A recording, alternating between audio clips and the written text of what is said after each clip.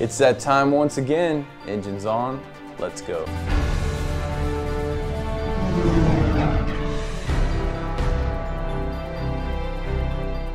Welcome back to another weekly episode of The Whole Truth. My name is Wes, and it's my job to bring you all the factual news you can handle every week in a concise format.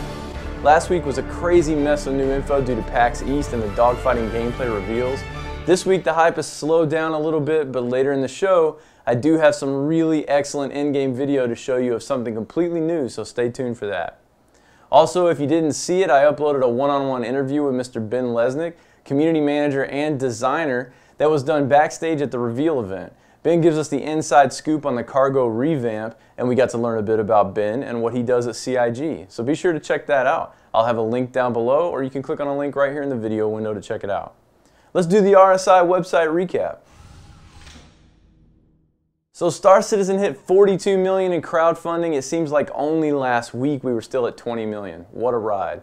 At 42 million, we unlocked a plethora of different odds and ends. First up is the updated Observus Guide. This goal allows CIG to expand the website portion of the in-game Galactopedia. We're talking holographic ships, items, and a navigation interface that's all in 3D.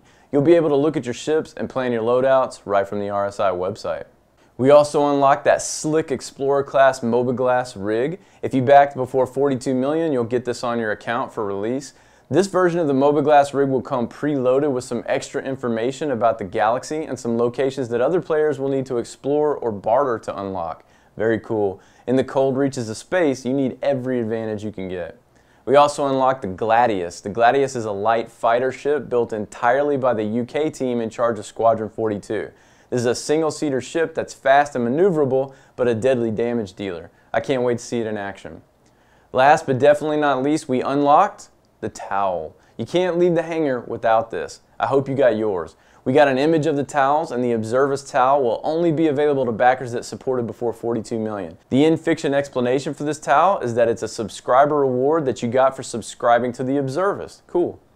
For the $44 million goal, we can look forward to a new hangar room dubbed Stellar Cartography. CIG is going to give you a place to walk through the galaxy that you've explored in a 3D holographic map room.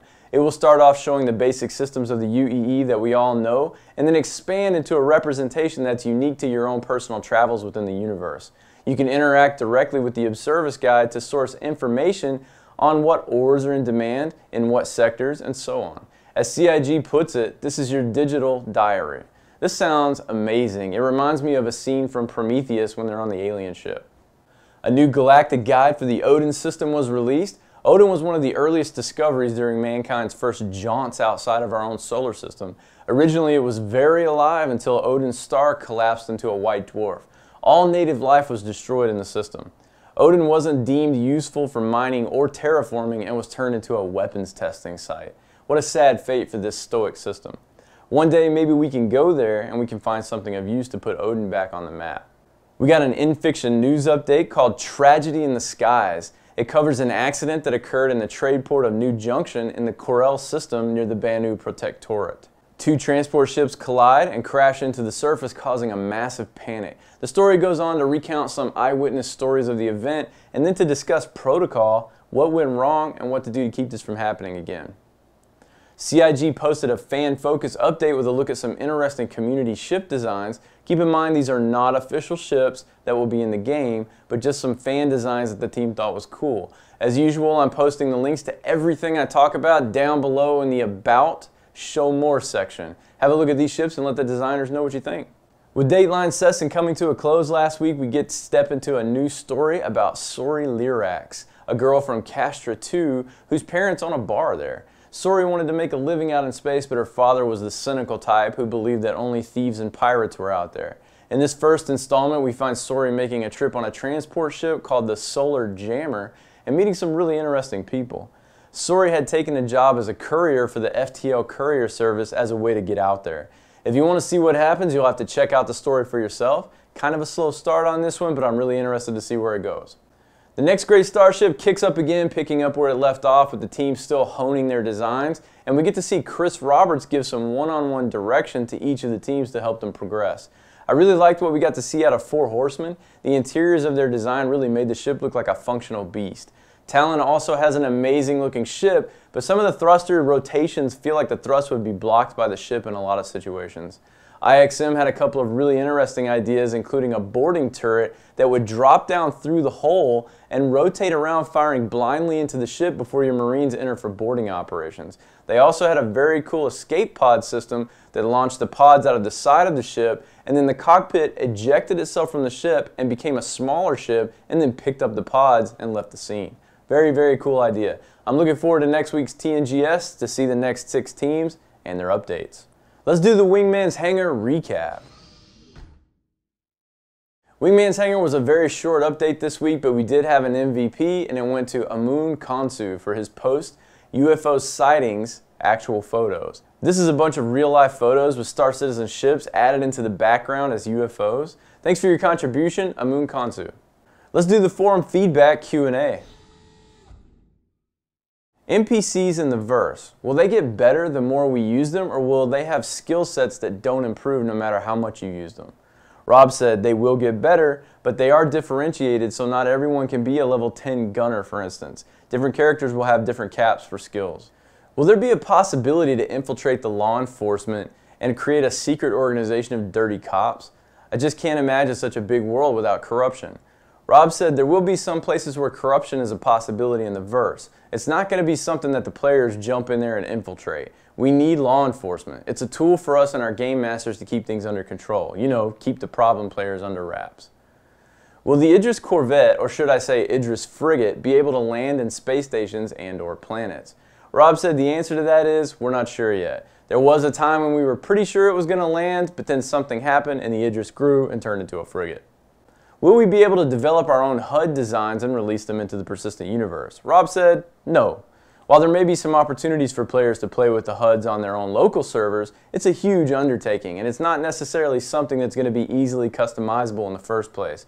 There may be some ways to move screens around and everything in terms of player configurations of their HUDs, but it's not going to be something that you release. Eric said, if somebody does do something really cool, I can't imagine us saying no. As in real life and in some games, missiles can be dodged or at the minimum evaded so the detonation is farther away from the aircraft body. Will the ability to evade missiles using flight skill other than using counters such as asteroids and flares be in the game? Rob said actually it's already in the game in the sense that our missiles all have a lifespan, so they do eventually detonate. If you're a good enough pilot then, in theory, you could dodge a missile long enough for it to explode far away from you. Generally, countermeasures and intervening obstacles are the best way to go to scrape a missile off your tail in the shortest amount of time. Will we be able to earn any certificates that may help us get more work in the persistent universe, like medical, search and rescue, or bounty hunting? Rob said, if you're thinking of it in terms of badges, it's not like you get a merit badge and suddenly you can build a fire in the universe. It's more of a reputation thing. We're not going to gate in terms of licenses with these things. If you want to do it, you can do it. There may be some things that, based on your reputation with organizations, you get access to different missions or better missions or harder missions. Are there any plans to offer upgraded or improved G-suits for purchase in-game so G-force tolerances can be increased? Rob said yes, we've already been talking about upgrades to suits so you can lessen the impact of blackouts and redouts because they can be a little challenging. Will the cockpit design be different in older and rare derelict ships that can be salvaged and restored or sold on the collector's market? Finding a first Vanduul War Hornet floating in the borders of Orion perhaps, or an even rarer interwar design. Rob said, a ship in our universe is a huge undertaking, so it's not like we're going to be running into random one-off ships all over the place. It can't be done easily. If there are occasionally some of these older ships thrown in, then yes, maybe they would have different HUDs. Just don't expect to be tripping over random ships when you're flying. Will organizations be able to capture planets in some way and make them their home base and set the landing fees, etc.? And if they will, how will other organizations and players be able to capture the planet back? Rob said, we've answered questions like this before and that Chris does not envision us doing whole planet ownership early on. Right now, if you're going to be talking about organizations fighting over territory, it's going to be about space stations. And the answer to how you get it back is, you invade the space station, you board it, you take everybody out, and you get it back. That's it for the forum Q&A. Let's find out what Chris had to say on 10 for the Chairman. What would be the biggest ship that a player can buy legally and park in the hangar? Chris said, I don't think you're going to be able to buy anything bigger than the Idris that could go in your hangar. And maybe even the Idris may not be able to fit in your hangar. We're still trying to figure out what we would do for the bigger ships, have them in orbit or take a shuttle down, but we haven't fully figured that stuff out. What can we expect to see in regards to procedural generation post-release? Chris said, we're doing the R&D now, so the first thing we're doing with the procedural generation is researching asteroid generation, asteroid field generation, the ability to mine asteroids using voxel technology, so finding seams of minerals inside the asteroid. Then the planets are extended to system generation so we can generate different star systems using the procedural tech, and then move on to celestial bodies like planets in terms of generation of them from the exterior. And then the later stages will be procedural work for the environments you land in, and then very, very, very long term, if we can figure out a way to make the planet actually interesting, we would be interested in trying to make a planet that you could fly over the surface. But that's the pipe dream at the moment, because even with procedural generation, you have to do a lot of other things like build cities and build what's happening on the planet, and all of that's simulated, and we're already trying to do an entire universe and have an economy and all that work, so I couldn't promise anything on that yet. I know that there are a couple of demos out there of games that are showing or promising it, things like landing, exploring, and flying around procedurally generated planets, but it's one thing to show it as a general concept, and it's sort of empty, and another one to actually have it interesting and feel like it's a properly living, breathing, realistic planet. Are NPCs a finite figure in the galaxy? Could it be possible that entire races could be wiped out? Or are the NPC stocks refilled to maintain set numbers as they are killed? Chris said, the population count is driven by the economy. As a place becomes more prosperous, it will attract more people to move there. If a part of the galaxy isn't doing so well, you can expect the population to get smaller. The number of NPCs in the galaxy will fluctuate a certain amount, but not enough that you'll see a material difference in the overall galaxy. Could you please elaborate on the person of interest system? Chris said, you basically tell the system that you're interested in a certain person, and the other person doesn't really have any awareness that you've tagged them as a POI. There may be some devices that could let you know someone is watching or snooping on you. The idea of the POI system is that when they leave the planet, you get notified and you have the opportunity to follow them and fly with them in space and then to deal with them. Will NPCs be able to or want to join player-made factions? Chris said if you're running a company, you can certainly hire NPCs to work for you as well as players, so NPCs will be working with organizations, but it's not like NPCs are going to be coming up to you and asking you to join your organization. Is character damage as detailed as ship damage? Chris said yes, we're going to have localized damage on the characters. We have a whole body limb damage system with prosthetics. And as a side note, you guys can read about all of that in Death of a Spaceman on the RSI website, which explains the entire death mechanic.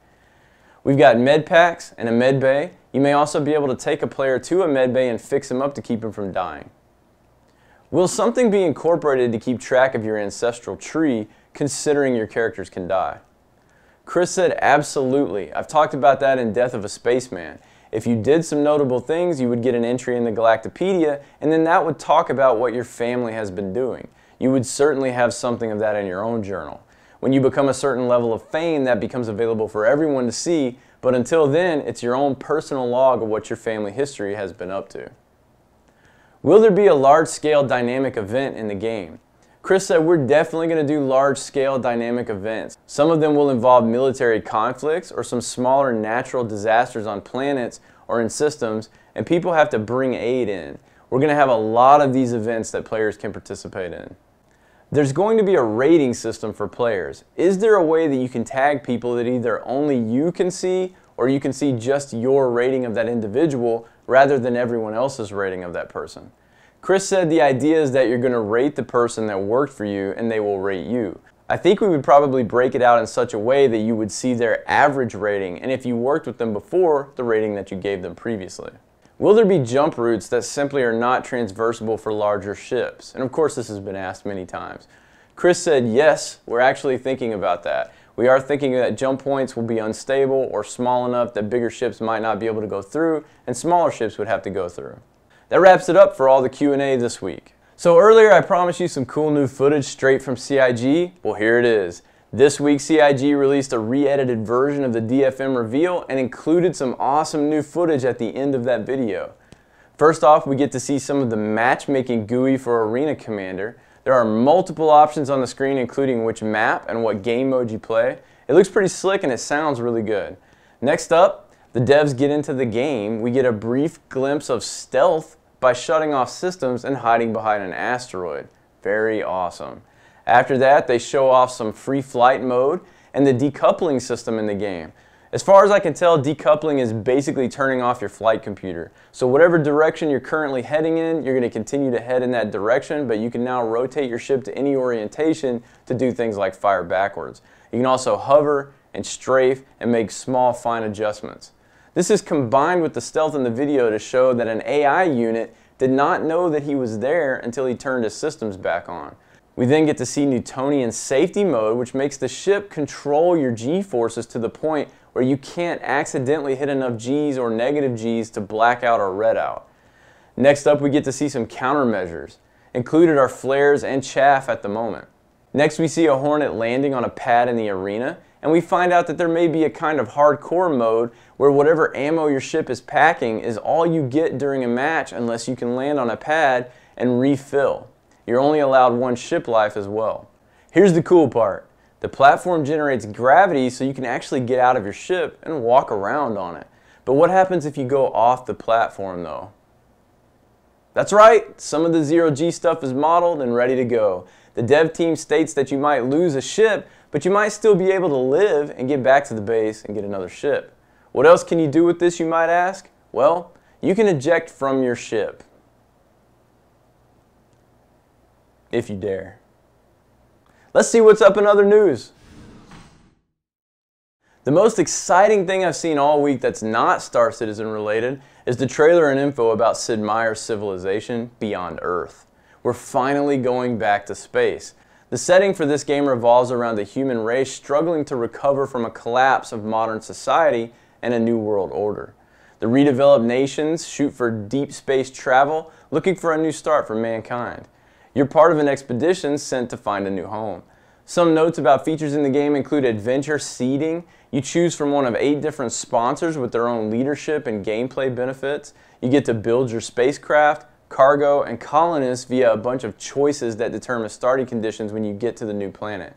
On top of the typical Civ-style gameplay, there are also quests with fiction about the planet. You also have an orbital layer of command where you can build defenses and support capabilities that operate from orbit. The game will feature up to 8-player multiplayer and mod support. This is a big one. I've been waiting to get back into space with a Civ game for a long time, and this is finally it. I will be picking this up as soon as it's available. One more quick bit of other news. A developer on the RSI forums verified that the Bengals hangar is currently being built around the Starfarer with the intention that it is landable inside the ship, although it might require some amount of skill to do so. Awesome. Now it's time for the r/Star Citizen Post of the Week. This week it goes to Team Merchant. I'm a lover of board games, and I'm not talking about Monopoly or Life. I'm talking about stuff like Arkham Horror. Team Merchant has prototyped a board game for Star Citizen, and it looks pretty slick.